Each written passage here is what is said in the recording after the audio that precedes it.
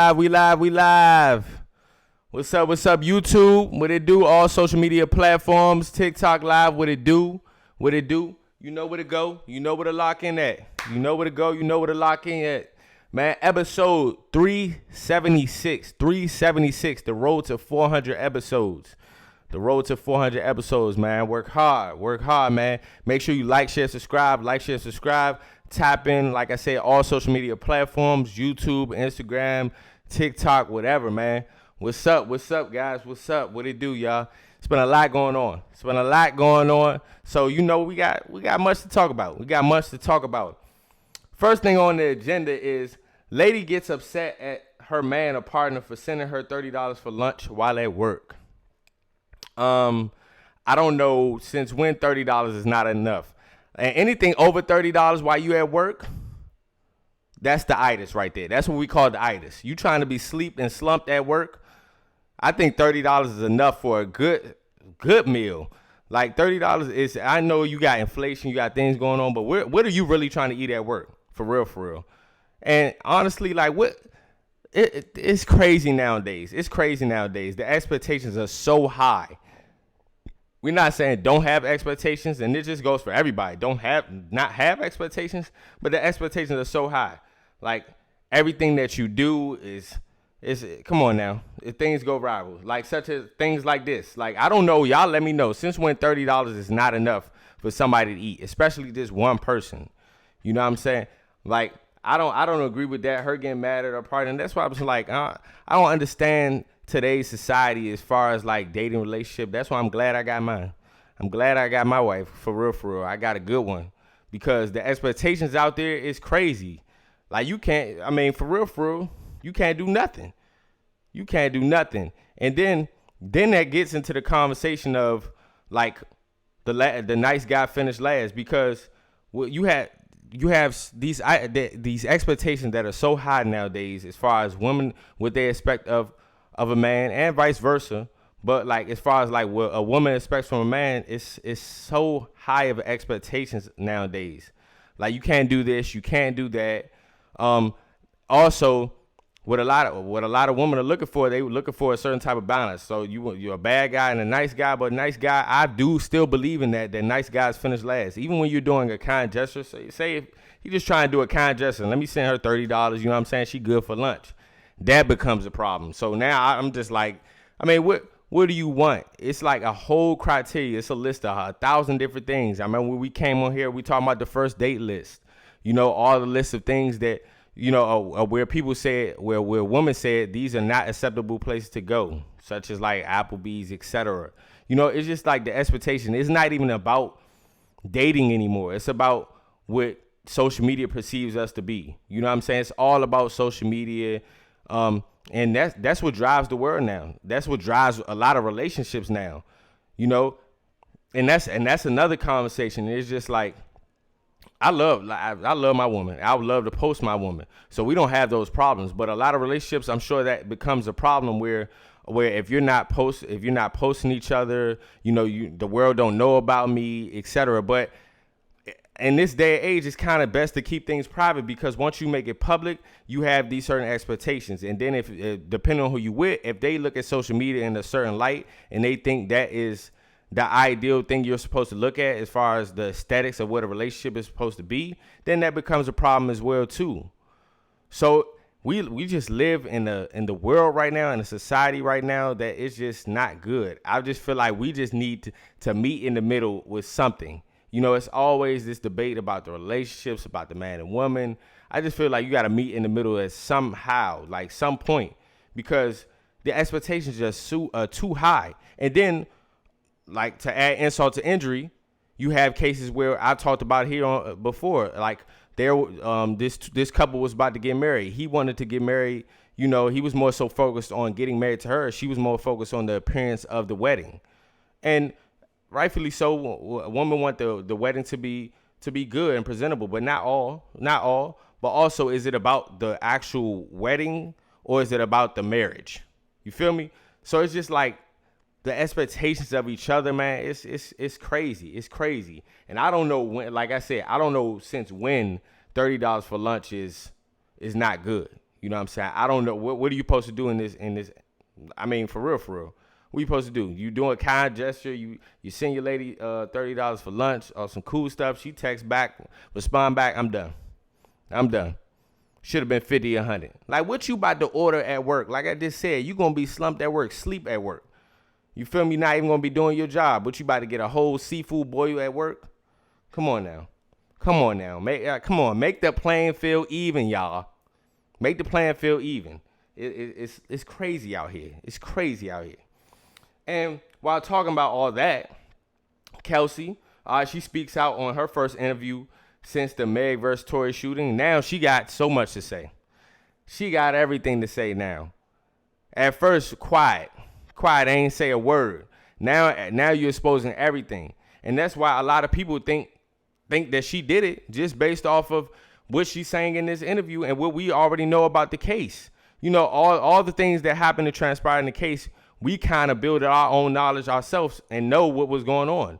Y'all were both talking to the same dude. Kelsey basically said she found out that same night that they were messing with each other while Tory was messing with her. Then they get to the residence. They at Kylie Jenner in them house, turning up, and Tory acting fool, doing what he want to do, moving like he's single. Y'all get in a dispute. Y'all get into it. Y'all have a fight.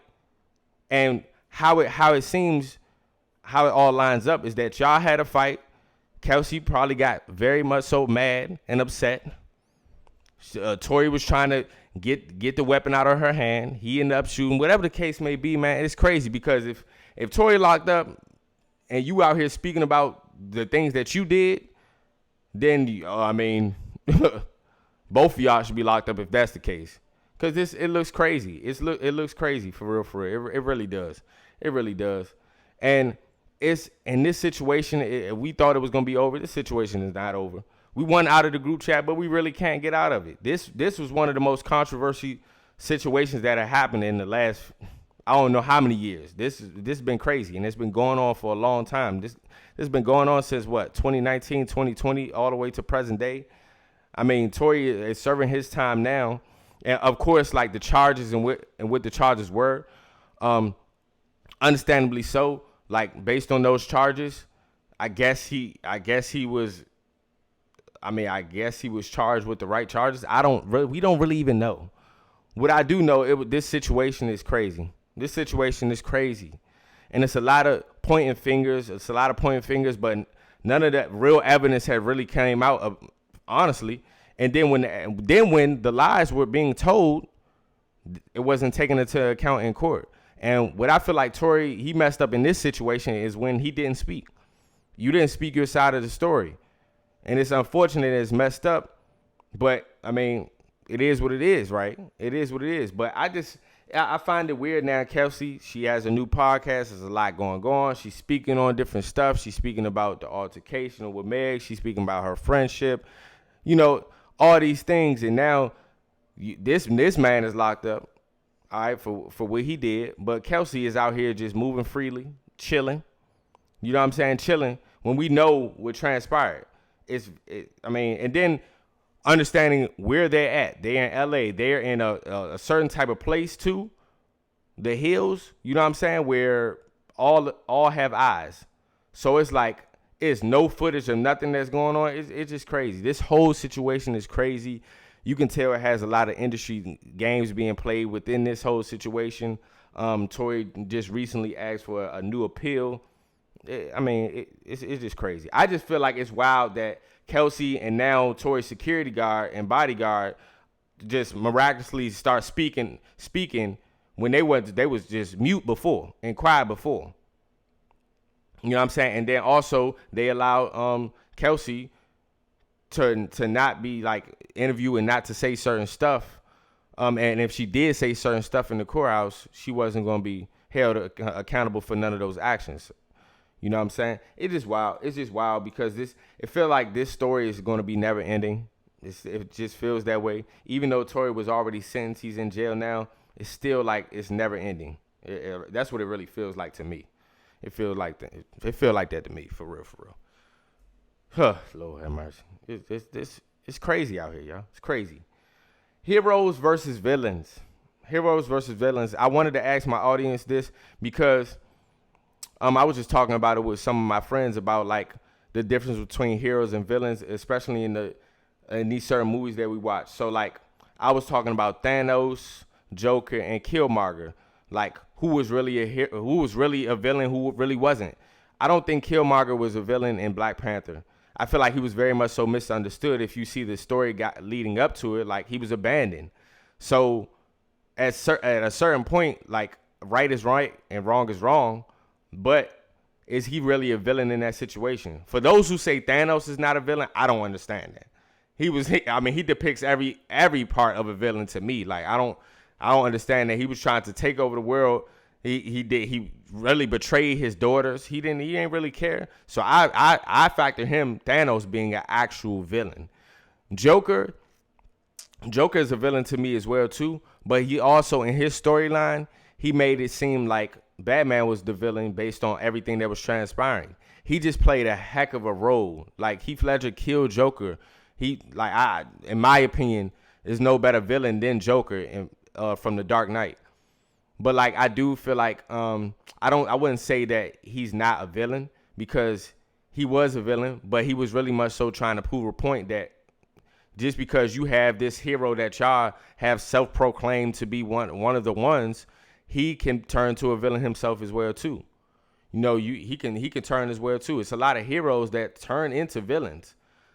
So I don't ever think Thanos or Joker were ever heroes in their respect. I do think they're really villains. But Killmonger, as far as Killmonger off of Black Panther, I don't feel like he was necessarily a villain. I feel like in his circumstance, in his situation, he did what he had to do. And with going against the grain, I mean, you know, what happened to his people was correlated to everything that was going on within Wakanda. So I do feel like it depends.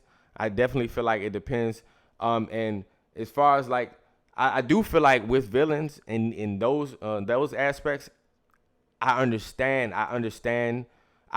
mostly Killmonger and Joker. The Thanos, I just feel like, y'all let me know if I'm wrong, but I just feel like Thanos was a villain. We just liked him just based off his appearance and how, you know, how he operated within the movies.